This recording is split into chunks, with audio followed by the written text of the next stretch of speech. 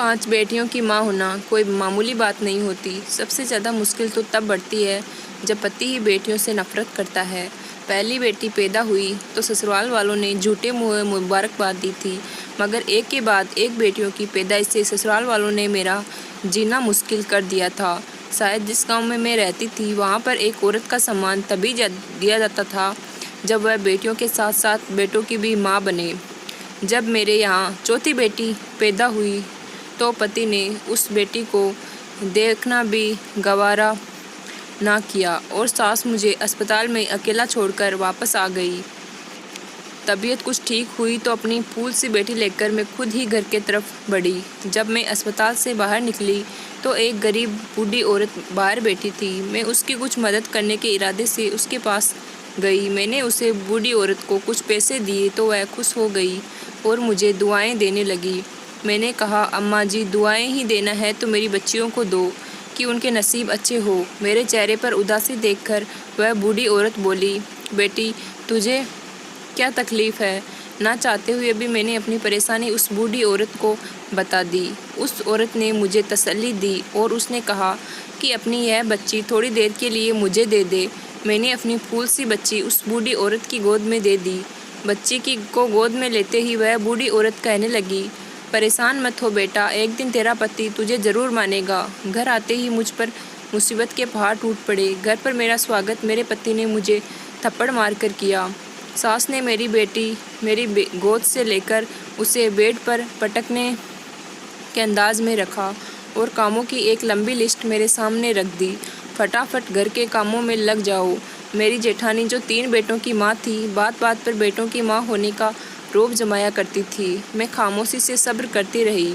ज़िंदगी धीरे धीरे यूं ही गुजरने लगी। मेरी फूल सी बच्चियों को बाप और दादी का प्यार नहीं मिला। अक्सर मैं सोचा करती कि बेटियां भी तो भगवान की बनाई हुई होती है। सब कुछ भगवान के हाथ में होता है।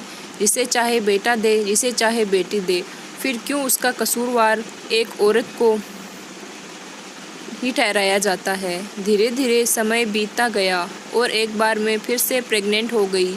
4 बेटियों के बाद अब मेरी भी यही अभिलाषा थी कि भगवान मुझे बेटा ही दे दे ताकि मैं अपने पति और सास की शिकायत को दूर कर सकूं। जैसे जैसे मेरी डिलीवरी का समय करीब आ रहा था, मेरा डर बढ़ता जा रहा था। मेरा पति दूसरे में काम करता था। इस बार तो उसने साफ साफ कह दिया था कि अगर इस बार भी बेटी को जन्म दिया तो मैं तुम्हें डिवोर्स दे दूँगा। उनकी बात सुनकर मेरा शरीर कांपने लगा था। मैं पूरा दिन रोती रहती और भगवान से प्रार्थना करती रहती, लेकिन भगवान ने शायद मेरी किस्मत में और दुख उठाने लिखे थे। मेरी तबीयत ख़राब हुई और मुझे हॉस्पिटल में एडमिट कराया गया। जब मुझे होश आया तो मेरे पास नर्स खड़ी थी। मुझे होश में आता देखकर मुस्कुराती हुई बोली, मुबारक हो, आपने प्यारी सी बेटी को जन्म दिया है। नर्स की बात सुनकर मेरी आंख में आंसू आ गए। एक बार फिर से मैं और मेरी बेटी किए पापों की सज़ा भुगतने वाले थे। मेरा दिल चाहा कि मेरी सांस यहीं रुक जाए और मैं इस मुसीबत से बच जाऊं, लेकिन यह मुमकिन नहीं था। वह नन्ही सी गुड़िया रो रही थी। मैं भी उसे सीने से लगाकर रोने लगी। काश ये किसी और के यहाँ जन्म ले लेती। मैं तो भगवान की राजी में ही राजी थी। भगवान के दिए यह 5 फूल मुझे अपनी जान से भी बढ़कर थे, मगर मैं पति और अपनी सास से तंग आ चुकी थी। अस्पताल के बाहर बैठी औरत मेरी हालत देखकर उसने इस बार बच्ची को मुझसे नहीं मांगा, बल्कि दुआ देते हुए बोली, कभी उम्मीद मत छोड़ना, बहुत जल्द तुम्हारे दिन फिर जाएंगे। दिल ही दिल में मैंने दर्द भरी सांस खींची और सर को हिलाते हुए घर की तरफ चल दी। रात के 9 बज चुके थे जब मैं रिक्शे में बैठकर अकेली घर तक पहुंची थी। शरीर कांप रहा था। मैं हिम्मत करके दरवाजे पर आई। 1 बार 2 बार, यहाँ तक कि 1 घंटा गुजर चुका था, मगर किसी ने आकर दरवाज़ा नहीं खोला। अंदर से मेरी बेटियों के रोने की आवाज़ आ रही थी। अंधेरा हो चुका था, मगर किसी ने भी दरवाज़ा नहीं खोला। मैं वही दरवाजे से टेक लगाए बैठी रोती रही। आधी रात को मुझे दरवाज़ा खुलने की आवाज़ आई। मैं जल्दी से उठकर खड़ी हो गई। दरवाज़ा मेरी बड़ी बेटी ने खोला था। मैं फ़ौरन अंदर आई और उससे लिपटकर रोने लगी। मेरे ना होने पर उन्होंने न जाने कौन कौन से जुल्म सहे होंगे। मेरा पति बेखबर सो रहा था। मैं अपनी 5वीं बेटी के साथ कमरे में जाकर सो गई। कमजोरी और थकान से मैं जल्दी ही गहरी नींद में चली गई थी। मेरी आँख तब उठी जब मेरे पति विवेक ने मुझे मेरे बालों से पकड़कर उठाया था। मैंने पहली बार उसका यह गुस्से वाला रूप देखा था। मुझे डर लगने लगा था। ऐसा लगा जैसे वह मुझे जान से ही मार देगा। उसका यह रूप देखकर मैं बहुत ज़्यादा डर गई थी। विवेक मुझे बाहर लेकर आया। मेरी बेटियां यह सब देखकर रोने लगी, जबकि मेरी सास उन्हें डांट कर चुप करवाने लगी। विवेक बोला, किसके कहने से तुम इस घर में दाखिल हुई? मेरे घर के दरवाजे अब तुम्हारे लिए बंद हो चुके हैं। अपनी बेटियों को लो और मेरे घर से निकल जाओ। सास भी मेरी बेटियों को धक्के देकर घर से निकालने लगी। मैं हाथ जोड़कर उनके पैरों में गिर गई। यह घर ही मेरा आखिरी ठिकाना था। मैं 5 बेटियों को लेकर आखिर कहाँ जाती? माँ बाप थे नहीं, एक भाई था जो कभी सीधे मुँह बात भी नहीं करता था। फिर भला वो मुझे अपने घर में क्यों घुसने देता? विवेक ने मुझे घर से निकाल दिया था। मैं अपनी बेटियों के साथ वही दरवाजे पर बैठी रो रही थी कि तभी मुझे सास के चिल्लाने की आवाज़ आई और फिर मेरे पति की आवाज़ सुनकर मुझे कुछ दुर्घटना होने का एहसास हुआ। मेरी सास पैर से चलने की वजह से गिर चुकी थी और उसका सर किसी चीज़ से लग कर चुका था। मेरा पति रोता हुआ उसे डॉक्टर के पास लेकर जाने लगा, मगर कुछ देर बाद बहुत बुरी खबर सुनने को मिली कि सर पर गहरी चोट लगने की वजह से मेरी सास की मौत हो चुकी है। भले ही मेरे पति ने और मेरे सास ने मेरी बेटियों के साथ अच्छा व्यवहार नहीं किया था, मगर उस वक्त उन्हें तकलीफ़ में देखकर मैं उनका दुख बांटने लगी। हमारे सारे रिश्तेदार हमारे घर मेरी सास को देखने के लिए आ रहे थे, इसलिए मेरे पति ने मुझसे दोबारा घर से जाने की बात नहीं कही थी। धीरे धीरे वक्त गुजरता गया और मेरे पति का व्यवहार मेरे साथ पहले से कुछ अच्छा हो गया। कभी कभी ज़रूरत पड़ने पर वह मुझसे बात भी कर लिया करता था, लेकिन वो अपनी बेटियों को तो एक नज़र देखना भी गवारा नहीं करता था। मैंने नोट किया था कि वह दूसरी औरतों में ज़्यादा दिलचस्पी लेने लगा है। मेरे सर पर अब और एक खतरा मंडराने लगा था। मुझे डर लगने लगा था कि कहीं विवेक बेटे की चाह में दूसरी शादी ना कर ले। मेरी बेचैनी दिन ब दिन बढ़ती जा रही थी और एक दिन ऐसा आएगा जब मेरा सोचना सही साबित हो गया। विवेक मेरे पास आया और बहुत ही संजीदा शब्दों में बोला, मम्मी को 3 महीने हो चुके हैं और मुझे वापस भी जाना है। जाने से पहले मैं दूसरी शादी करना चाहता हूँ, क्योंकि तुम तो बेटियाँ पैदा करने की मशीन बनी बैठी हो। यही ख्वाहिश मेरी भी माँ भी दिल में समाये हुए इस दुनिया से चली गई। पति के शब्दों मेरा खून खोलने लगा। पहले क्या कम मुसीबतें थी जो अब विवेक मेरे सर पर सौतन बिठाना चाहते थे। मैं उन्हें समझाने लगी, मगर वह उल्टी सोच रखने वाला इंसान मेरी बात कहाँ सुनता। उस रात मैं बहुत रोई थी। मुझे मेरी ज़िंदगी एक बोझ लगने लगी थी। दिल चाहा कि मैं खुद को इस दुनिया से आज़ाद कर दूं, मगर जब अपनी बेटियों का ख्याल आता तो फिर अपने इस ख्याल को बुला देती। सुबह उठी तो मेरा पूरा शरीर बुखार से तप रहा था। पहले तो विवेक ने कुछ ध्यान नहीं दिया, लेकिन तबीयत तो जब ज़्यादा बिगड़ने लगी तो विवेक मुझे डॉक्टर के पास ले गया। मुझे उस समय बहुत हैरानी हुई जब डॉक्टर ने कहा कि आप माँ बनने वाली हैं। डॉक्टर के शब्द मुझे कोई खुशी नहीं दे पाए, बल्कि उल्टा मेरे लिए मुसीबत बढ़ा रहे थे। विवेक को आज मैं मुंबई जाना था। जब उसने यह खबर सुनी तो खामोशी से मुझे घर ले आया और मुझसे गुस्से भरी आवाज़ में बोला, इस बार बेटा हुआ तो ठीक है, लेकिन अगर लड़की हुई तो वह मुझे दिखनी ही नहीं चाहिए। उसे कहीं भी डाल देना, लेकिन इस घर में लेकर मत आना। अगर मेरी बात नहीं मानी तो तुमको और तुम्हारी 5 बेटियों को ऐसी जगह भिजवा दूंगा जहाँ से तुम दोबारा कभी वापस नहीं आ पाओगी। अपने पति विवेक की बात सुनकर मैं काँप कर रह गई थी। विवेक मुझे धमकी देकर मुंबई चला गया और मैं डर डर कर अपने दिन पूरे करने लगी।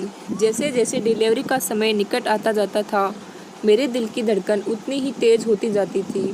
मेरे घर में छठी बेटी का आना मतलब मेरी 5 बेटियों के लिए और मेरे लिए मुसीबत खड़ी होना। मैं भगवान से यही प्रार्थना करती कि हे भगवान, मुझे इस बार बेटा ही दे दे, मुझ पर और मेरी बच्चियों पर दया कर। अगर मुझे छठी बेटी हुई तो मैं उस नन्ही सी जान को मारने का सोच भी नहीं सकती थी, जैसा कि विवेक मुझे धमकी देकर गया था। ना ही मैं उसे लावारिसों की तरह इधर उधर छोड़ सकती थी।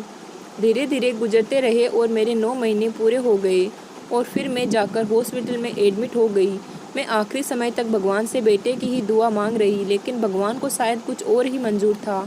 भगवान ने इस बार भी मुझे बेटी ही दी। विवेक का बार बार फ़ोन आ रहा था, लेकिन मैं बार बार फ़ोन काट रही थी। मैं उसको क्या जवाब देती कि तुम छठी बेटी के बाप बन गए हो। दिल चाह रहा था कि चीखें मार मार कर रोऊं। मैं उस नन्ही सी जान को सीने से चिपकाए आंसू बहा रही थी। मैं तो उसको मारने के बारे में सोच भी नहीं सकती थी और ना ही विवेक को बता पा रही थी कि मैंने फिर से बेटी को जन्म दिया है। मैं कोई बीच का रास्ता सोचने लगी और फिर मैंने एक फ़ैसला कर लिया। तबीयत थोड़ी सही हुई तो मैं हॉस्पिटल से निकली और हॉस्पिटल के बाहर बैठने वाली उस औरत के पास चली आई। मैं उसका हाथ पकड़कर थोड़े साइड को ले गई। वह बेचारी गरीब औरत इस तरह देखकर बहुत हैरान हो रही थी। फिर मैंने उसके कान में कुछ कहा। मेरी बात सुनकर वह हैरान हो गई, लेकिन वह मेरी बात समझ गई और मेरी बेटी को अपनी गोद में ले लिया। जब उसने मेरी बेटी को गोद में ले लिया तो मेरा दिल हजारों टुकड़ों में बट गया। मेरा दिल कर रहा था मैं इतने सारे संसार को मेरे दुख के बारे में पता चल जाए, लेकिन मैं ऐसा नहीं कर सकती थी। दिल पर पत्थर रखकर मैंने अपनी नन्ही सी गुड़िया उस गरीब औरत की गोद में दे दी। आंखों में आंसू लिए मैं घर की तरफ चल दी। मैंने सोच लिया था कि विवेक से कहूँगी कि मैंने एक बेटी को जन्म दिया था, लेकिन जन्म लेने के कुछ ही समय बाद हमारी बेटी इस दुनिया से चली गई। मैं घर पहुँची ही थी कि तभी विवेक का फ़ोन आ गया। मैंने फ़ोन उठाया और हेलो कहा। विवेक के पूछने पर मैंने कहा, हाँ मैंने एक बेटी को जन्म दिया था, लेकिन मेरी बात अभी पूरी भी नहीं थी कि तभी विवेक ने फ़ोन काट दिया। मैंने दोबारा विवेक को फ़ोन किया, लेकिन विवेक ने मेरा फ़ोन नहीं उठाया। मैं बार बार विवेक को फ़ोन करती और 2 बार मेरा फ़ोन काट रहा था। मैं अपनी बच्चियों को सीने से लगाए वहीं बैठकर रोने लगी। समय धीरे धीरे गुजरने लगा और फिर 1 साल, 2 साल, 3 साल, पूरे 18 साल गुजर गए, लेकिन विवेक ने हमारी कोई खैर खबर नहीं ली। घर में जितनी जमा पूंजी थी, धीरे धीरे सब कुछ खत्म हो चुकी थी। अब तो हमारे भूखे रहने की नौबत आ गई थी। मजबूर होकर मैंने खुद ही घर से बाहर निकलने की सोची और फिर मैं लोगों के घरों में सफाई का काम करने लगी और उस तरह अपना और अपने बच्चों का पेट पाला था। जैसे तैसे करके मैंने अपनी तीनों बेटियों की शादियां कर दी थी। मेरी 2 बेटियां मेरे पास बची थी। अब तो मुझे विवेक का इंतज़ार भी नहीं था, लेकिन फिर से मेरी ज़िंदगी में तूफ़ान आया। एक दिन भर का काम करेगी थी कि तभी दरवाजे पर सफल हुई। दरवाज़ा खोला तो सामने विवेक को खड़ा पाया। 18 साल बाद विवेक क्यों मेरी ज़िंदगी में फिर से वापस आया था। जैसी भी थी मेरी ज़िंदगी सुकून से गुजर रही थी। वो मुस्कुराया और अंदर आ गया। मैं हैरान सी खड़ी विवेक को देख रही थी। मेरी छोटी बेटियां को तो शायद पता भी नहीं था कि ये उनका बाप है। मेरे बताने पर उन्होंने कोई ख़ास प्रतिक्रिया नहीं दी और कमरे में चली गई। विवेक को कोई फ़र्क नहीं पड़ा। मुझे हैरान देखकर बोला कि मैं अब यहीं रहूँगा, लेकिन तुम कोई गलतफहमी मत पा लेना। मैं यहाँ 2 महीने से आया हुआ हूँ और मैंने अपने लिए एक लड़की भी पसंद कर ली है और मैं जल्द ही उसे शादी करने वाला हूँ। विवेक की बात से मुझे कोई हैरानी नहीं हुई। मैं तो कब का ये मान चुकी थी कि विवेक ने दूसरी शादी कर ली होगी, लेकिन आंखों में आंसू ज़रूर आ गए यह सोचकर कि जब विवेक को दूसरी ही शादी करनी थी तो उसे मेरी ज़िंदगी में आने की क्या ज़रूरत थी। मैंने तो कब का उसके बिना जीने की आदत डाल ली थी।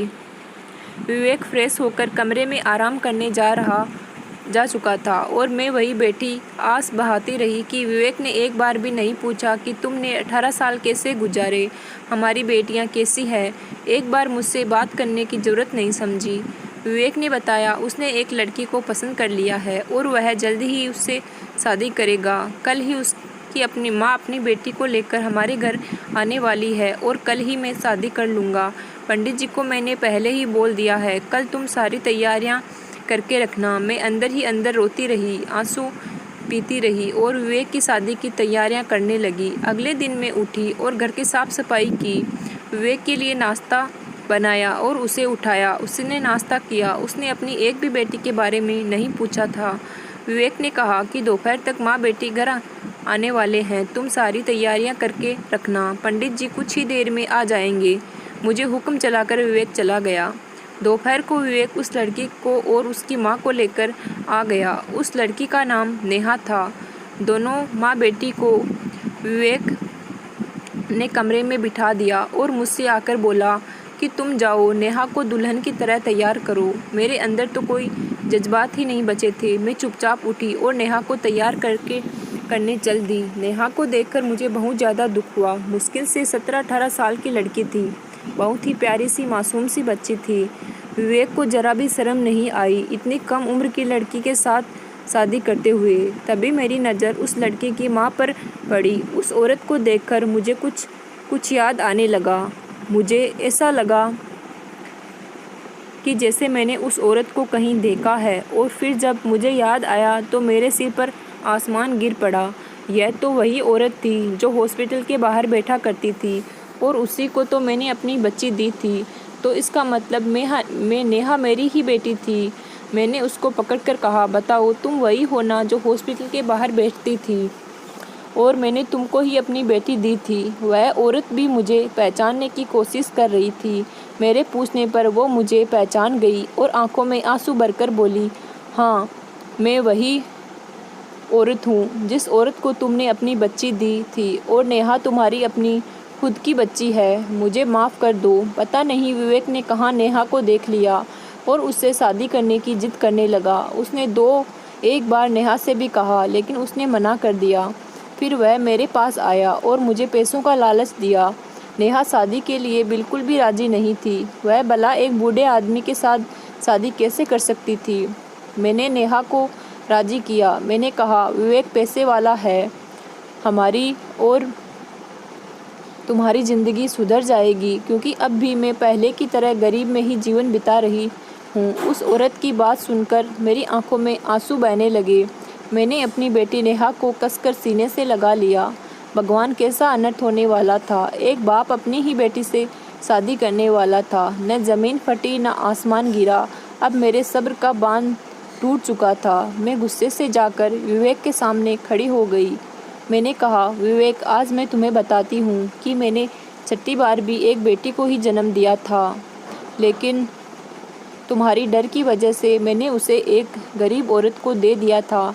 हालांकि यह तुमने ही मुझसे कहा था कि छठी बेटी को हो तो चाहे किसी को भी दे देना, लेकिन उसे घर लेकर मत आना, और तुम्हारी डर की वजह से मैंने ऐसा किया। लेकिन मेरी आधी बात सुनकर ही तुमने फ़ोन काट दिया और मुझसे सारे रिश्ते नाते तोड़ दिए।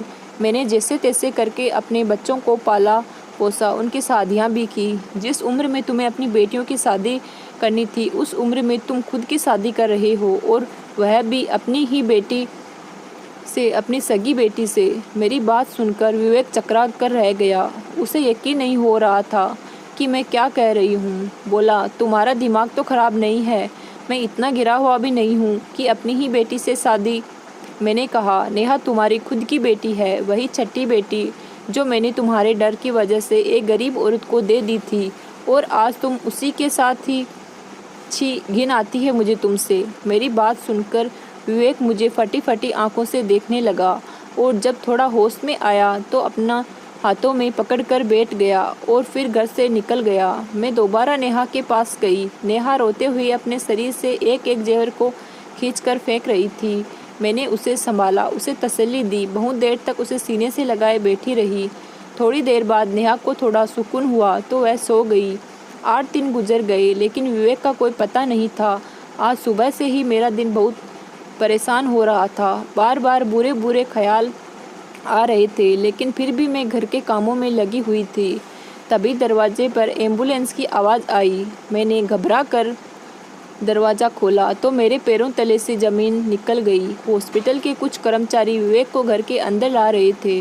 विवेक की हालत देखकर मेरा दिल भी रोने लगा था। विवेक ने मुझे बहुत दुख दिए थे, लेकिन वह मेरा पति और मेरी बच्चियों का बाप था, और इंसानियत के नाते भी मैं उसकी तकलीफ़ को देख नहीं सकती। विवेक का बहुत ही खतरनाक एक्सीडेंट हुआ था। उसके दोनों पैर एक्सीडेंट में जा चुके थे। उसकी जीभ दांतों के नीचे आने की वजह से कट चुकी थी। वह बोल नहीं सकता था। 8 दिन तक 8 दिन तक वह सरकारी हॉस्पिटल में लावारिसों की तरह पड़ा रहा। कुछ होश आया तो उसने घर का पता दिया और फिर वह कर्मचारी उसे घर लेकर आए। मैंने दिन रात विवेक की सेवा की। विवेक मुझसे नजरें भी नहीं मिला रहा था। एक दिन बहुत हिम्मत करके उसने मुझसे कहा कि मुझे मेरी बेटियों से मिलवा दो। मैंने उसकी 5 बेटियों को उससे सामने लाकर खड़ा कर दिया, लेकिन नेहा उसके सामने नहीं आई थी। उसने रो रो कर अपनी बेटियों से माफ़ी मांगी थी।